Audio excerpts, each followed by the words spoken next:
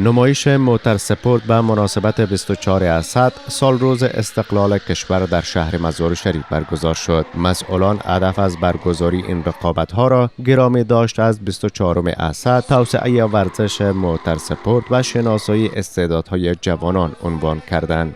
امشب ما در بخش فدراسیون موتر سپورت ولایت بلخ برنامه را اندازی کردیم به خاطر استقلال امارات اسلامی 24 اسد که شما شاهد هستین. از ورزشکارای موتر سپورت ولایت بلخ اینجا شرکت کردن. تقریبا 30 موتر، 35 موتر و 30 ورزشکار، 35 ورزشکار هستن که هم یگانه راهی است که مثلا برای جوانایی که مثلا تشویق شون و علاقمندی موتر سپورت هستن یک فضای صمیمانه و دوستانه برایشان مساعد شود. لکه څنګه چې تاسو ته ښکاري نن ماښام د موټر سپورت فدراسیون لخوا د امارت اسلامي د استقلال د ورځ د لمانځلو لپاره د موټر سپورت نمایشات ترسره کیږي.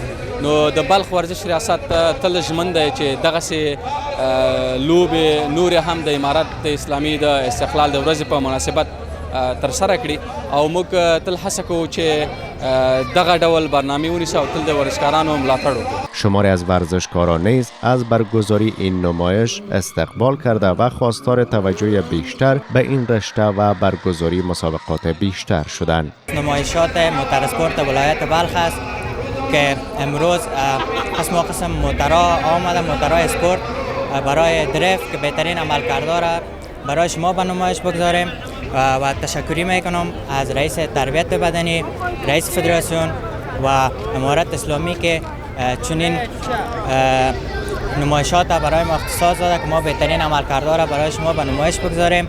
امروز به مناسبت 24 اسد ما نمایشات موتر سپورت ولایت بلخ ایجا داریم و خوشحال هستیم که امروز ما یک نمایشات گرفتیم و تقاضای ما ممی است که نمایشات ما را بیشتر بکنن و قسمی که میبینین هیجان و شور و شوق مردم بسیار زیاد است. در پایان از ورزشکاران برتر با اهدای جوایز و تقدیرنامه تقدیر به عمل آمد.